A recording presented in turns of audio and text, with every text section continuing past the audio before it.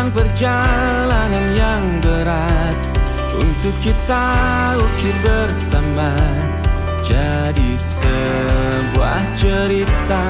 Pahit getirnya kisah ini, namun kuat dan menguatkan sebagai perekat setiap hati yang condong pada mimpi.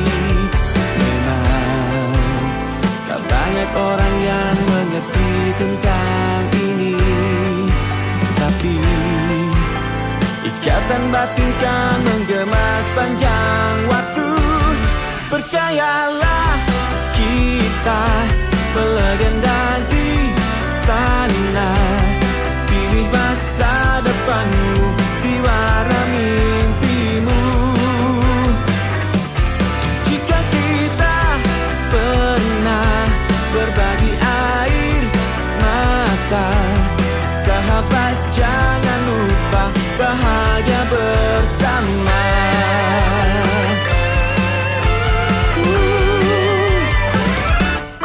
Baiknya sejenak renungkan, kita diciptakan berbeda. Assalamualaikum warahmatullahi wabarakatuh. SMK bisa, SMK hebat, vokasi kuat, menguatkan Indonesia, insya Allah. Bapak dan Ibu, kepala sekolah maupun guru, staf karyawan yang berbahagia, yang saya banggakan, yang insya Allah dicintai Allah Subhanahu wa Ta'ala. Pada saat ini saya mau menyampaikan informasi yang terbaru terkait dengan penilaian, ya, penilaian. Jadi sejak bulan Maret, ya, Maret 2020 kita kan tidak melaksanakan pembelajaran langsung, tetapi melalui BDR dengan model daring dan luring. Ya, nah kemudian pada urusan penilaiannya tentu disesuaikan kebijakannya dengan kondisi tersebut. Oleh karena itu pada saat ini pemerintah, dalam hal ini Menteri Pendidikan dan Kebudayaan, telah mengeluarkan surat edaran ini, surat edaran nomor 1 tahun 2021 tentang peniadaan ujian nasional dan ujian kesetaraan serta pelaksanaan ujian sekolah dalam masa darurat penyebaran virus corona, ya, COVID-19. Ya. Nah, apa isinya? Yang pertama adalah bahwa memang ujian nasional untuk tahun ini tidak diadakan. Sebagaimana pada tiap tahun kan kita mesti melaksanakan ujian nasional gitu ya. Nah, pada tahun ini 2021 ya, pemerintah tidak melaksanakan ujian nasional. Nah, itu poin nomor 1. Poin nomor 2, kalau ujian nasional itu tidak dilaksanakan, maka otomatis kelulusan, ya, tidak disyaratkan nilai UN. Begitu pula pendaftaran melanjutkan pendidikan pada lembaga pendidikan yang lebih tinggi juga tidak menggunakan nilai UN. Ya. Kemudian yang ketiga, peserta didik dinyatakan lulus. Ini berarti syarat kelulusan, ya. Yang pertama telah mengikuti, ya, pembelajaran secara lengkap pada masa COVID-19 ini, ya, dan dibuktikan dengan adanya nilai di rapot masing-masing semester, masing-masing tingkat. Kalau SMK ya kelas 10, kelas 11, kelas 12, masing-masing ada nilai rapotnya, gitu ya. Kemudian yang berikutnya, yang ketiga adalah memiliki nilai perilaku atau sikap minimal baik. Kemudian yang berikutnya, ya, mengikuti ujian sekolah yang diselenggarakan oleh sekolah.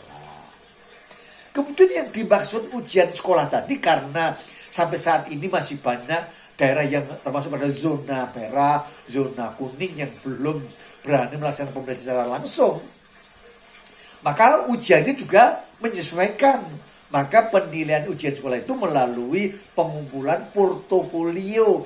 Jadi nilai-nilai ketugasan digabungkan dengan nilai perilaku, kemudian nilai piagam penghargaan, mungkin lomba-lomba, lomba LKS, dan lain sebagainya, itu dipadukan menjadi salah satu penilaian, yaitu portofolio. Yang berikutnya adalah ujian sekolah tadi dengan penugasan bisa dikirim melalui WhatsApp gitu ya, dan lain-lain gitu ya. Nah, kemudian juga ujian sekolah tadi bisa dilaksanakan secara daring maupun luring gitu ya. Tentu disesuaikan dengan kondisi peta di mana siswa itu bertempat tinggal gitu ya. Yang berikutnya juga bisa menggunakan bentuk penilaian yang telah ditentukan oleh sekolah. Nah, kemudian untuk siswa SMK ini ada kekhususan, yaitu bisa mengikuti uji kompetensi ya. Baik itu uji kompetensi, ini berarti khususnya siswa kelas 12 ya. Jadi bisa mengikuti uji kompetensi atau melalui dalam bentuk UKK ya, yang melibatkan kerjasama antara sekolah dengan IDUKA, industri dunia kerja. Bisa juga melalui LSP P1, LSP P2 atau LSP P3 gitu ya. Ya tentu nanti sampai mendapatkan sertifikat gitu. Nah, kemudian yang berikutnya Bapak dan Ibu, yaitu tentang kenaikan kelas. Jadi kenaikan kelas itu disyaratkan, yang pertama biasanya kan didahului dengan ujian akhir semester. Nah, begitu pula ujian akhir semester didapatkan nilainya dengan cara portofolio tadi, kumpulan tugas yang ada nilainya, kemudian nilai-nilai perilaku, karakter, kemudian nilai lomba-lomba, penghargaan dan sebagainya. Kemudian juga bisa penugasan, bisa juga dengan daring dan luring, atau bentuk penilaian yang lain yang ditentukan oleh sekolah. Nah, yang paling penting juga mengingat bahwa pembelajaran dari dahulu itu tidak seefektif sebagaimana pembelajaran ketika tatap muka. Oleh karena itu tidak dituntut untuk mencapai ketuntasan capaian kurikulum yang menyeluruh gitu ya. Jadi tidak dituntut tuntas sepenuhnya gitu ya. Ini ya. Nah, kemudian yang berikutnya yang terakhir adalah informasi terkait dengan PPDB ya, PPDB ya. Nah, dalam hal ini sekolah bisa melaksanakan PPDB tahun 2021 ini dengan berpedoman pada Peraturan Menteri Pendidikan dan Kebudayaan nomor 1 tahun 2021. Kemudian di situ ada lampirannya yang dapat dilihat pada laman jdih.kemendikbud.go.id ya. Itu Bapak dan Ibu informasi-informasi terkait dengan pendidikan pada saat ini. Kemudian Bapak dan Ibu mudah-mudahan agenda-agenda tadi dapat dilaksanakan sebaik-baiknya. Kita berdoa kepada Allah Subhanahu wa taala, mudah-mudahan Allah melimpahkan kesehatan pada kita semua, kepada para peserta didik ya, pada siswa, sehingga semuanya bisa sukses gitu ya. Selain itu juga mudah-mudahan apapun yang kita lakukan, termasuk yang dilakukan siswa, itu mendapatkan pahala, ada nilai duniawi dan nilai ukhrawi ya. Sukses untuk kita semua. Salam sehat, salam bahagia, salam sukses. Assalamualaikum warahmatullahi wabarakatuh.